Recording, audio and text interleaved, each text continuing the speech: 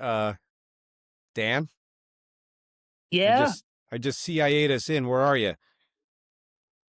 Well, I'm afraid that the Orange Man is going to cause nuclear annihilation, so I'm hiding under my desk right now. I remember my training from the Cold War. Yeah, man, a little duck and cover helps out every time, I Yeah, I'm guess. not going to die. I'm not going to die. I'm not going to die. What, are you okay? Yeah, I'm fine because no bombs got dropped. No war. No Oh, war, man. he didn't. He didn't kill all of Iran. No, no, and they didn't retaliate and kill all of us. No, it did not No. happen. Oh, wait a minute. Wait a minute. Hold on. I know what it is. He chickened out. That's what it is. He chickened out. Trump, he taco Trump. Taco Trump. You see, he said it, but in the end, he was probably like, oh no, I can't obliterate a whole bunch of people. So he chickened out. Is that what happened? Yeah, well, it's funny you lead with that. So, Donald Trump severely threatened Iran, and guess what? They capitulated. But depending on who you're talking to, depending on who you're listening to, it's going to say something completely different. Now, the Taco Trump thing, I find very, very interesting because we were talking about right-wing influencers in the space that we're in right now that don't seem to be behind Donald Trump, like the Hodge twins or Tim Pool or whatever. Tucker So Carlson, Tucker Alex Jones. Carlson, Janice, yeah, a big long list of people that they're become never Trumpers or whatever they are. I don't know, whatever they are. That's irrelevant. So I expected Taco Trump stuff all over my feed. I haven't seen it. Have you organically seen any Yep. Taco Trump stuff? You have? Yep.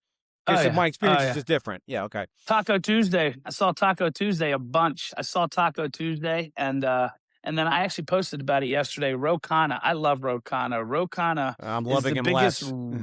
roll with the waves.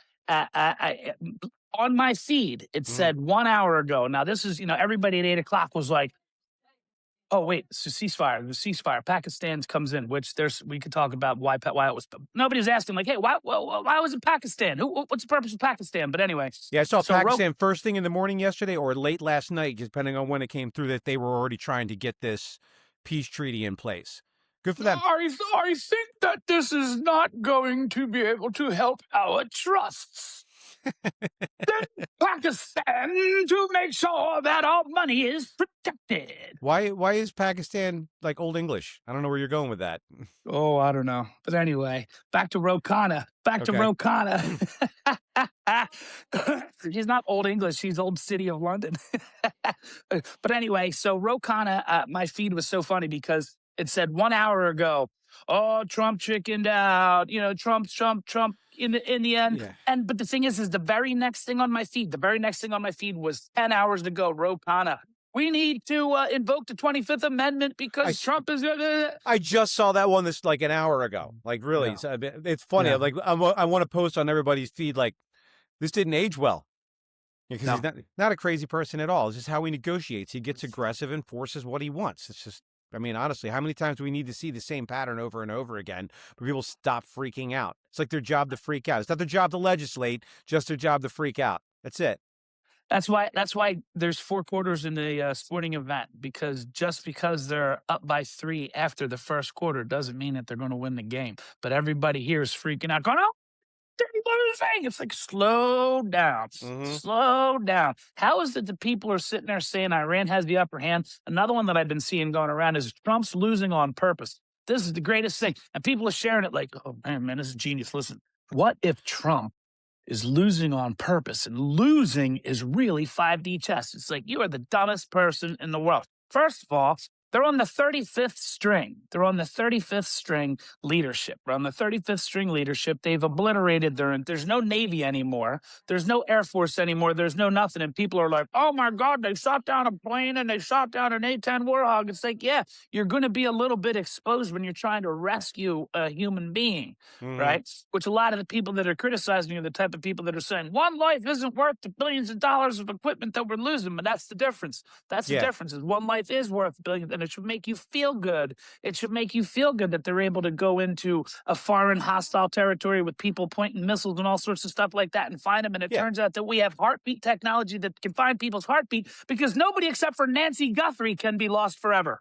Yeah, CIA came on the air, this morning and said about the heartbeat thing? We literally have technology that can detect your heartbeat from my heartbeat at 40, was it miles? away. So did you know that your heartbeat is your own thing? Every person's heartbeat signature is like their DNA signature. Well, I was always a Daredevil fan, so yes, I already knew that, but that was comic books. Oh, that's Yeah. interesting. I didn't know that. I didn't Well, know I that. no, I well, it was a comic book, so they meaning you know what? I'm not going to get into Daredevil comics. He could hear heartbeats and he could identify people from their heartbeats. Just leave it at that. So man, totally lost my train of thought. Oh yeah, you brought up the oh well, one life is worth all the not worth the amount of money and equipment that they had to scuttle behind. But and I hate to be the typical argument that's been in return for this that I've seen, but it's right. Where were you bitching when we left billions of dollars worth of equipment in Afghanistan and people behind that got killed? Where was your bitching about it then? Nowhere. Right. So, yeah, we're going to blow up two planes so we can get two guys out. I'm fine with that. If there's one thing that Donald Trump has shown is that he's a president that gives a crap about leaving people behind. Like I said, we're both rewatching Homeland right now. Mhm. Yeah, and could you imagine Donald Trump leaving somebody there for 8 years? I can't picture it at all. I think he'd fall all over. I think he'd turn himself in to get that person out. He would go make every effort to get every troop back. Yeah, everybody forgets that Iran held hostages for 444 days. Everybody forgets about that. Everyone's just like, "Oh, poor Iran, poor Iran." When we talk about how people have a short-term memory, one of the most abominable things that I ever saw was back during the Biden administration when we withdrew from Abbey Gate. Mm-hmm. When we withdrew from Abbey Gate, which was it was maybe the most humiliating action in American Since history. Saigon, yeah. There's a whole similarity there. But anyway, Biden just precipitously withdrew from Afghanistan real quick, leaving all sorts of logistical nightmares and people who were working alongside the Americans who thought that they had the protection of the Americans while they were helping them get rid of the Taliban. And then Joe Biden just pulled out. And it was so unfortunate. You know, we lost, I think, 17 Americans that day. And then Mm-hmm. also, the image was people who were hanging on to the plane as the plane was flying away because they knew if they were stayed back, they were about to be tortured by the new Oh Taliban yeah. regime, which Mm-hmm. was absolutely horrible. Now, the reason why I'm saying this is that if this had happened under the Trump regime, this would have been the biggest, most outrageous story in the world. But the reality is, because it was under Biden, the very next day, the media shifted. The media shifted. They ignored Abbey Gate, like the bodies were still warm. And they ignored Abbey Gate and shifted to Texas abortion laws. And there's Mm-hmm. someone I know who was the chair of a academic institution. So he's the head of a whole department of an academic institution. And on his social media that day, he posted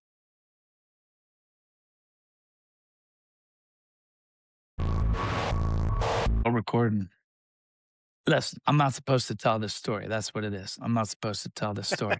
The Matrix says no. The Matrix says no. All right. So I do want to share this story, and I want to get your opinion on this. And this is the way I'm going to need to put the spectacles on for this. So a couple weeks ago, when I was out of town, I ended up sitting down next to an old military guy. This guy was a Vietnam War veteran, and he was involved in the space shuttle program, and he was also involved in evolved in the logistics surrounding the A10 Warthog, and things that he had contributed to the A10 Warthog are still in production today, and he was very proud of that, I could tell.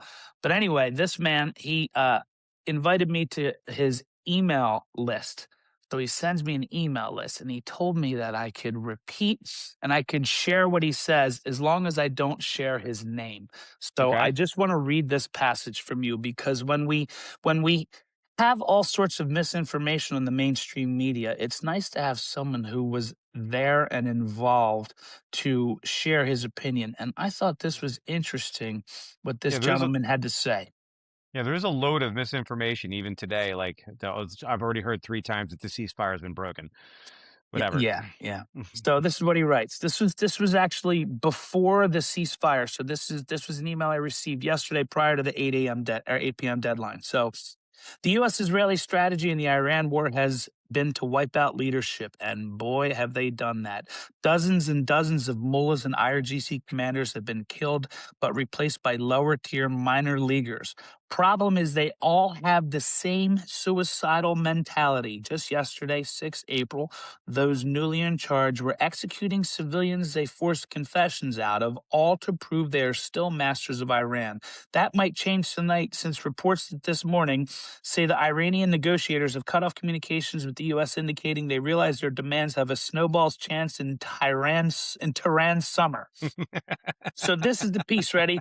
That Sorry, that's funny. means it is. I laughed so hard when I saw that. It's not a snowball's chance in hell. It's a snowball's chance in Tehran's summer. Tehran's summer, right?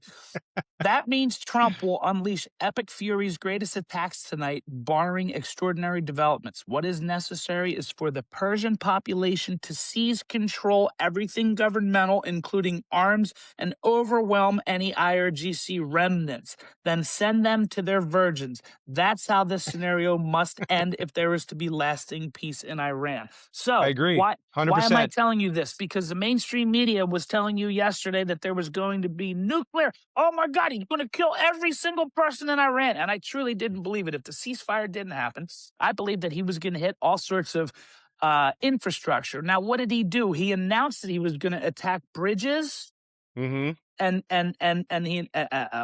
refineries. And what did the Iranian leadership immediately do? They started sending children That's what onto the bridges. I saw pictures of civilians being put on the bridges and around power plants, but I only saw little bits of that, so I took it as propaganda and not true. And if they did it, honestly, yeah, I feel. I was speaking with my wife yesterday. She's like, "We can't do that. Then we're just as bad." I was like, "They're the ones violating the Geneva Convention by putting them there in the first place. You can't Yeah. forget that.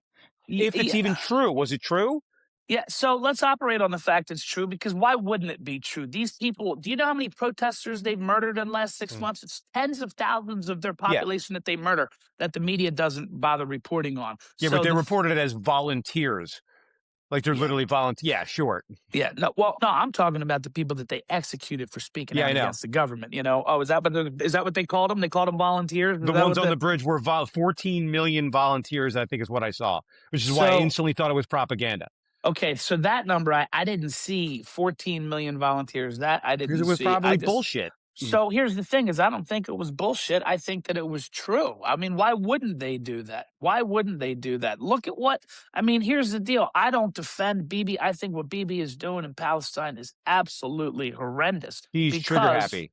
Yeah, because the thing is that you have, you know, they're killing Hamas, and Hamas is hiding in hospitals and schools, and everyone's like going, well, I mean, what are you supposed to do? How are we supposed to get Hamas? We got to kill all these kids. But the thing is that and I've been speaking out against that the whole time. If they did that in Iran, I would have a problem with it too, because it's not cool. But guess what? The bluff worked. The bluff worked, and nobody gives credit for that. The bluff worked. All of a sudden, Pakistan comes in like, whoa, whoa, whoa, whoa, whoa, whoa, whoa, whoa, because everybody believed that he's crazy. Tom from the Patrick Bet David podcast, so I think that guy's Tom from PBD is just such a great brain that nobody really talks about. But anyway, he said that the strategy is what did he call it? Oh, there was a name for it, and it was like a pop culture type of a name. But the point is that you have to be 1% more crazy. You need your opponent to believe that you're 1% more crazy than them, and Iran did, and they were like, "He's going to kill us all." So that's why they gave in. That's why they gave in. But everyone goes, "Oh, he chickened out. He chickened out. He chickened out." No, this is don't say everybody. No, we're led to believe that anybody believes that, but no, nobody thinks that. Nobody in their right mind thinks he chickened out. Anybody thinks he chickened out, A, isn't paying attention, 2, hates Donald Trump in the first place. Yeah, and other people that no matter what the way the wind blows, that's the way they're going to talk. The way the wind blows, that's the way they're going to talk. Yeah, like you were just saying about Abbey Gate. It was like we got onto that topic because, like, oh well, you don't really care about the $1 million plane that you just blew up. I'm like, okay, you don't care about the billions of dollars of equipment you left at Abbey Gate, along with the people that had to die because you're an asshole, basically. Yeah, exactly. And there's another piece to talk about with this is that, and a lot of people ignore this, is that why does Iran have such a tremendous infrastructure that's threatening nuclear with nuclear threats? Charles? Yes, I think that has to do with a pallet full of cash that was delivered to him after they executed journalists. Like, okay, so we execute these guys, then we give them money. Yeah, that's why they have money for this. Well, and you know what the thing is people go like this. Like you know, a lot of people argue this. I had somebody say this to me on my social media. They go like, "Yeah, but it was their money in the first place because we froze their assets. We froze their assets. So we Why do we froze their freeze their assets. assets so they wouldn't build missiles and They bombs and stuff? we froze their assets. We froze their assets because they overthrew the government and they took a lot of our people hostage and they killed like Yeah, 10 or 15 of our hostages. Like they did a lot of stuff. So we froze their assets. that's And okay.